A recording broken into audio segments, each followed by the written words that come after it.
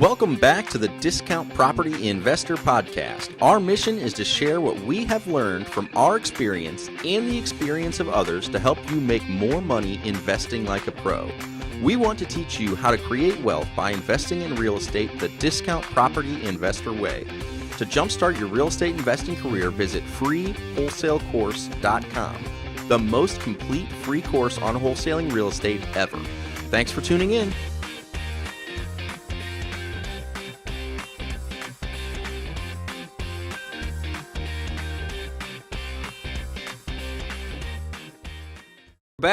We're back. We are back.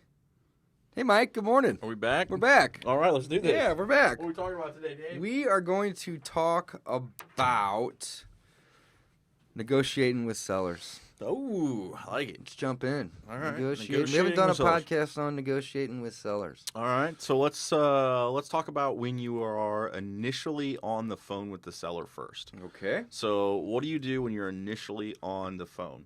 When you are initially on the phone, you want to... I always start with getting their name and a good callback number because sometimes people will hang up, sometimes calls drop, and often whenever somebody's calling us, we've spent money to get that phone call. 100%. We spent money to get the phone ringing. So we want to capture name, phone, and address. Number one, every time. And most likely, you've spent money on them as well. Again, these are leads coming into your business. First and foremost, new investors, pick up the phone. That's the most important thing. Yeah, pick it up. And if you are not, you're throwing money out the window. You're throwing your hard-earned money out the window, and you're potentially losing out on a deal. So what you're doing when you're talking with a seller... Try to get their email at first, too, just because that way you can send them an offer later. And sometimes they may not like it, but you still want to send it. If you have the email in advance before you give them the offer amount, you've captured it. That's right. Doesn't have to be right away, but make sure you get the email before you send the offer or make the offer verbally, I think. So the other thing is you sound a little bit more professional or more like a company if you're asking for those things right away, too. So you say, hey, what's a good callback number if we get disconnected? You sound professional. Again, it sounds a little bit more like, oh, this is a person that's serious about this. Like, I didn't just call some random guy who's looking to buy my house. This is somebody who is, again, a little bit more seriously interested. So these things, they're very, very minor, and they're very little things. But your attempt is to build rapport. You're trying to start a relationship with the seller at this point. Most likely, this seller has a secret, and they don't want to tell you. And most likely, the secret is they're in trouble, or the house is in trouble. And people are not forthcoming with that. They don't want to be. So you have to create a friendship, create a relationship with this person, figure out what their secret is, and figure out how you can help them. So that is, my opinion, your first objective when you're on the phone is to make a friend. So get their contact info, gain their trust, make a friend. That's really what you're trying to do when you are first on the phone. And this puts you in a better position to then negotiate with the seller. Again, that's all what I was talking about, kind of digress, but that's where I was going with that, is you want to create a relationship so that you can negotiate. You have to. You got to create a relationship. Well, you want to make a friend. I always say that. You want to make a friend with whoever's calling you. Again, you spent money to get the phone ringing, and you want to build trust with them because you want to be able to help them. I mean, that is the name of the game here. We're not really buying houses. That's actually a side effect of solving problems. So we're trying to solve a problem for them, whichever that might be. And in return, we get a great deal on a home that we can either add to the rental portfolio or we can flip it and make 20 or 30 grand, wholesale it, maybe not even go there sometimes and make a quick 5 or 10. Lots of options. I think what a lot of people miss in just business in general is that your goal is to add value. Oh, man. No matter people forget that. Yeah, no matter what you're doing, if you're not adding value to someone, they're not willing to buy the service. They're not willing to pay you. They're not willing to sell you the house. In this case, buying their house is the service that they're buying from you. Right. Or selling you their house is the service they're buying from you. So again, you have to add value to that person in some way. You have to make it easy for them to sell, or you have to make it comfortable. You have to, again, you've got to, it's a little bit different. Most people don't buy and sell houses that often. That's right. Most people don't have experience with it. So you need to be their guide. You have to be the the expert voice for them.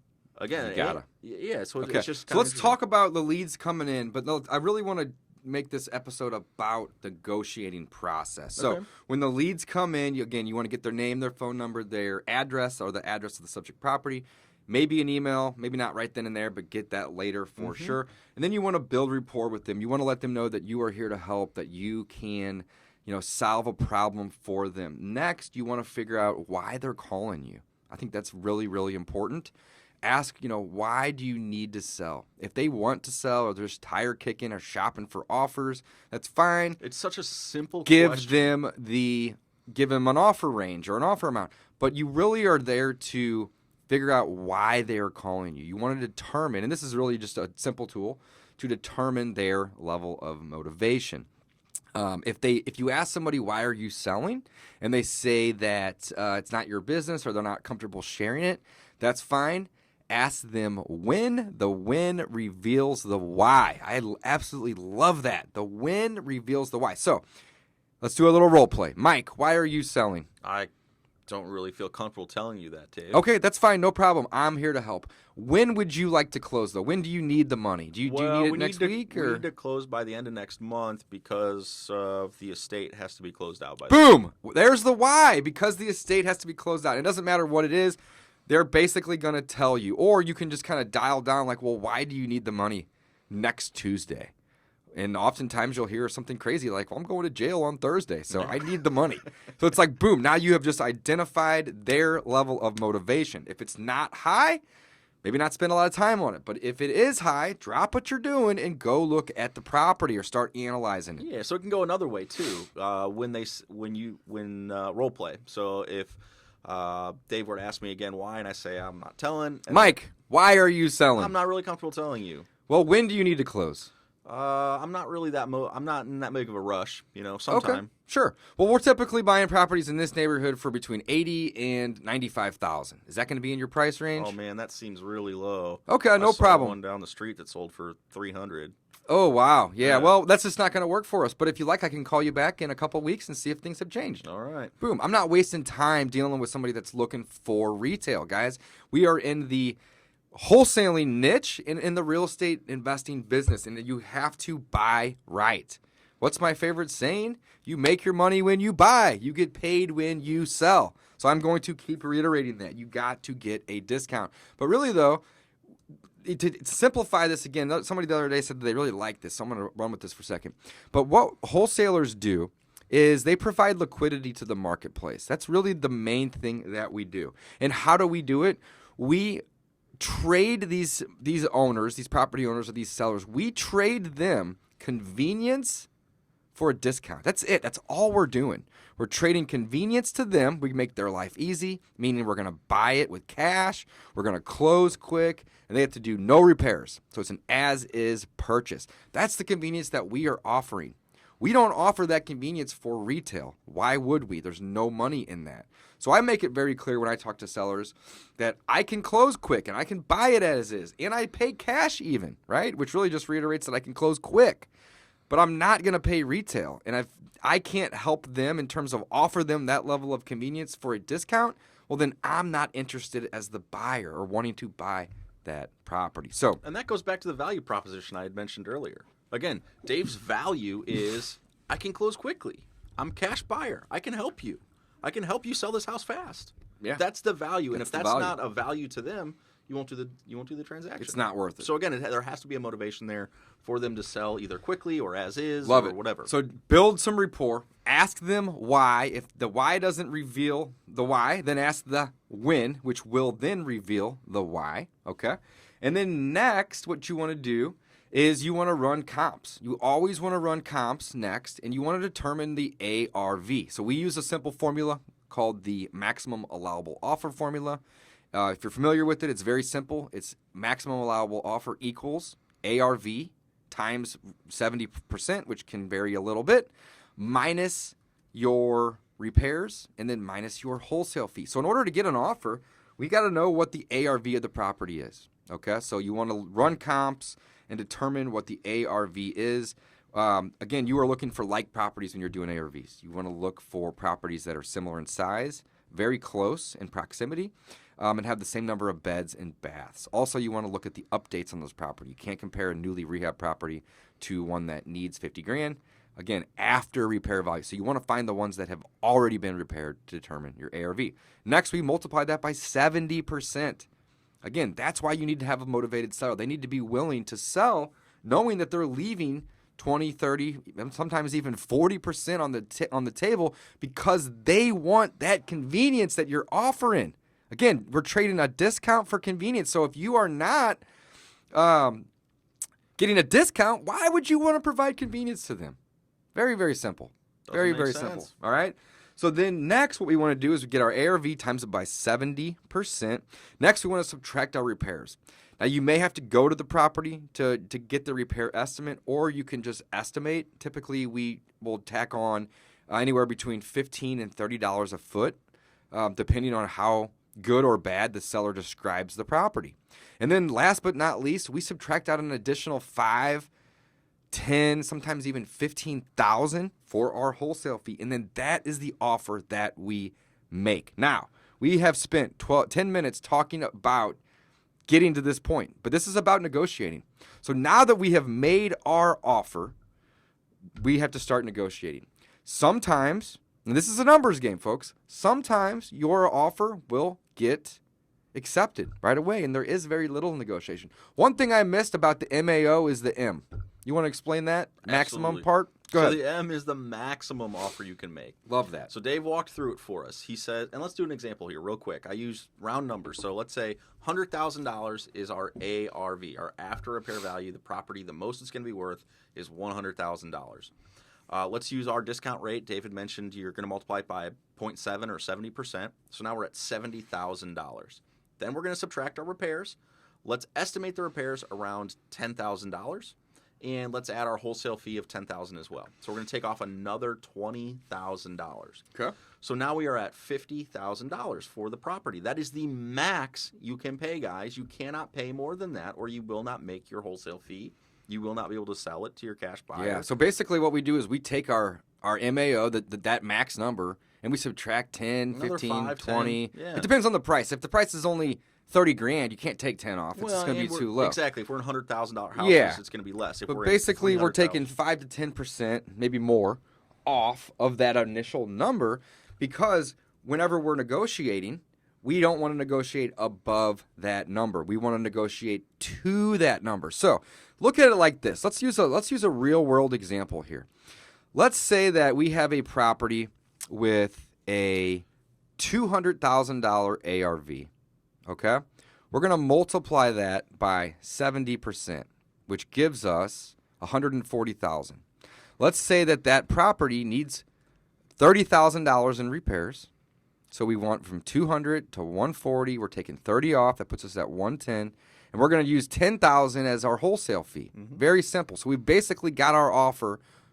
I'm going to say this again. We've got our maximum allowable offer. That's a better way to word it. At $100K. We're going to go in and we're going to offer 85 or 90, maybe less, but 85 or 90 is where we're going to start. Here is why, guys. Again, this is all about negotiation.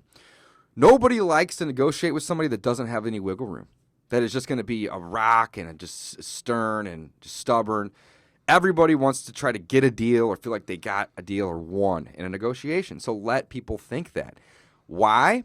Because it makes them feel like they're not getting taken. Yeah, so there's psychology behind this too. And Dave, I know we've talked about it in the past. It's something called price anchoring too. Yes. So you also explain that. You want to throw out and this is kind of my interpretation of it. You want to throw out an anchor of, again, this is a $200,000 house. They know it needs work. They know they're not getting $200,000.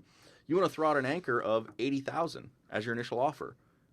And then when you're able to come back and forth and they say, "Oh man, I was really hoping for 110." Well, if you can get to around 100, you're happy. Your deal. You came Boom. up $20,000. They're thinking and when you anchor low, it gets in their mindset where you're at, right? So you always want to anchor low. But even more importantly than that, well, equally important, you got to have some wiggle room, right? But typically what you're wanting to do is you're wanting to negotiate to what I like to call the 25% mark. So let's say that we're 40,000 apart, right? I want you coming down 30 grand and I'm coming up 10. right? So whenever I'm negotiating, I need to come up, right? I typically will. But I'm not coming up 50%. I never meet people in the middle, right? What I'll do is I'll come up, but I'm coming up 10, 15, maybe 20%, 25% at the very most. And I want them to come down 70% or 75%, all right? Therefore, you are going to be able to end up getting the deal at or hopefully below your maximum allowable offer, but you still left wiggle room to come up, and they came down. So everybody's doing This reminds me what happens in a typical negotiation. Book we need to plug here. Never Split the Difference. You remember reading that one? Yeah, I can't remember the guy's name. Neither I've read it can like I. 6 times. It's actually a great book. I need to reread that one. Yeah, we're not terrorists or work for the FBI, but there's some good principles in There's there. some really good principles in negotiating. Yeah, or negotiators in terms of that. We're not dealing with lives, we're dealing with other problems. But very good book. Yeah, very, so Never very Split the good Difference, book. guys. If you're looking for a great book on negotiation, it's a very, very interesting book and has a lot of really good ideas in it. So definitely check that one out. Dave, you have anything else? Oh, I got a lot of stuff, man. Oh, I got all kinds of let's stuff. Keep okay. going. So when you're negotiating with these people, always discount your MAO because that's where you want to end up. That is not the beginning number. That is the end number. I can't not stress this enough. Okay. Now, when you are making offers on properties, sometimes we will get a property that's, kind of a deal, but it's not a great deal. It's not a home run deal, but we will still lock it up under contract for multiple reasons. One, the most important thing, if you don't have any inventory, how can you sell anything? Like you can't sell deals if you don't have properties locked up. So we are always leaning towards locking properties up, even if they are not exactly at the price. Reason being is we can always go back and renegotiate those deals later. That's why we have the inspection period and the due diligence period. A real quick comment on that. We consider ourselves experts, but we also recognize we are not perfect. Yeah, so guesstimate repairs, and it could be off by 20, 30%, 50%. A lot of times, there's a buyer on our list who's willing to pay more than we would have guessed. We would pay for it. Yeah. Right. So again, that's why Dave says, lock it up. Because you can go back and renegotiate. I love. Well, you cannot wholesale a deal that you don't have under contract. Period. Let's just stop right there for a second. It is impossible to wholesale a deal that you don't have under contract legally. You have to have inventory. How do you get inventory? You use contracts to secure properties. Now, another thing when it comes to negotiating, and this is a great tool, right, is whenever you send somebody an offer on a property, they mentally think it's sold, even though it hasn't closed yet. Mm-hmm. So if you have to go above your MAO just to secure that property, well, use your due diligence period to maybe try to increase the amount of repairs, or maybe you are just wrong and they are higher. Try to use that period to lower your MAO and prove that to the seller that it's not going to be worth $260 when it's all done. It's only going to be worth $240, which affects the entire equation, right? So you want to increase the repairs. You want to decrease the ARV of the property. But essentially, when you have it under contract and you come back and let's say you can use one of those, great. If you can't, well, then just say, I just can't pay this much. The offer is too high. And what typically happens, I'd say at least 50% of the time, the seller already thought the property was sold in their head. They saw themselves mentally at the closing table. They visualized it. And now you're coming back and you're saying, I don't think this is going to work. So what ends up happening is they go into problem-solving mode. Well, man, I was really hoping that you were going to buy this. Let's role play for a second. I was really hoping that you were going to buy this property from me, Mike. What do we need to do to get this deal done? Like, it sucks that you can't pay the $80,000 that you had told me. Yeah, I'm really sorry, Dave. How far apart are we, man? What do you? Yeah, I mean, again, like I said, the comps that we found, it just is not worth that to me, and I just can't do it. If you could come down, I mean, I could pay $70,000 for the property. You could do 70 for it? I could do 70. I really was hoping to get 90 when we first started talking, and we kind of, met at the middle at 80. No, I understand. But I do need to sell this because I'm getting relocated. Did I tell you that? I'm moving to Kansas City. I understand that, David. I really would like to help you out, but 70 is the best I can do. I can keep my closing date same time, but we're going to have to come down on price if we can do that. Well, here's the thing. I owe 72. Can you give me 72? We can do 72, make this happen. Okay, boom. So we just got $8,000 off of the deal. By just talking. We didn't do anything more than speak on the phone to this person, right? So don't be afraid to get properties under contract. You have to have inventory to do wholesales. And if you want to do 8, 10 deals a month like we're doing, then you need to be locking up a lot of properties. Mm-hmm. We typically close on 90% of the deals that we get at this point, but there are some deals, sometimes 2 or 3 in a month's time that we have to back out of because the numbers don't work. And it's not because we're bad at what we do. It's because we sometimes discover things along the process of doing due diligence that changes the equation. That's 100% true. I mean, it's so true. And we do on a lot of our deals, we make a lot of our deals subject to a sewer lateral inspection. Most of them are do or sewer laterals, because that's the one thing that you can't inspect by yourself. Like you got to have a camera go in there. I can walk around a property, Mike can walk around a property and determine if it needs siding or a roof or windows. I mean, those things are visible. They jump out at you. But the sewer lateral is sometimes 12, 15 feet deep in the ground, and they're very expensive too. So if we come across a property that, has a cracked sewer lateral, well, that might cost, $3,000 or $4,000 just for a little bit. It could cost $10,000 or $15,000 to do the whole damn sewer lateral. Yeah. So we need to know that in advance, because if we don't know that, that's how we will end up paying too much for the property. And it's also gives you, leverage to negotiate whenever you have those things. It's rare that Mike and I hire an inspector and pay $300, $400, $500. Very rare. But sometimes people will do that too, because the inspector's job is to find every little thing. They're nitpicky. That's what you hire them for. They're going to give you a 70-page report with 100 little things. And you can take that back to the seller, and you can also use that as ammunition to get a lower price, because your repairs are going to be basically that sheet or that 70 pages. Everything's going to need to be addressed if you were to do the rehab, properly. So lots and lots of tips and tricks here on negotiating with sellers. I think the main point that I want you guys to take away from this episode, though, is don't be afraid to lock up properties. You got to have inventory. If you don't have inventory, you can't sell deals. If you go in over your MAO, not the end of the world. Use your inspection period to try to get that property down. If you get it at MAO or even better below MAO, I don't see why there's a problem. That's a win. That's a home run.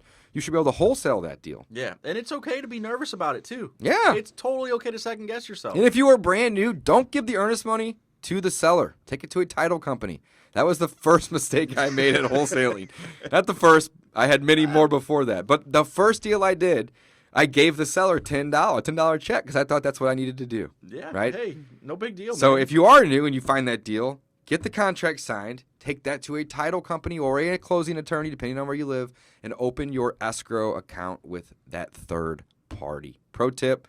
Some people are going to say that's the dumbest thing I've ever heard. But, man, some people are going to say, I did not know that. That's the thing. I did not know that. Yeah, I didn't know that. You don't know until you know. You don't know until you know. That's right. Awesome. That's right. So, guys, when it comes to negotiating with sellers, don't be afraid to get it under contract. Ask them why they are selling. Try to get their level of motivation determined from the get-go, and then offer them a solution. Also, I don't usually ask the seller what they're asking for a property. Instead, I reword it, and I say, what do you need? What do you need to get? I don't really care, and I'm not going to say this to them, but I'm thinking in my head, I don't really care what you want.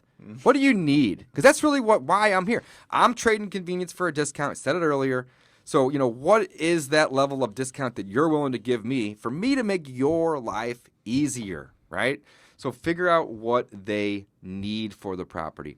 There's also a couple different techniques out there that we use to determine what a seller owes on a property. So when we are negotiating with them, we can actually figure out what they owe on that property.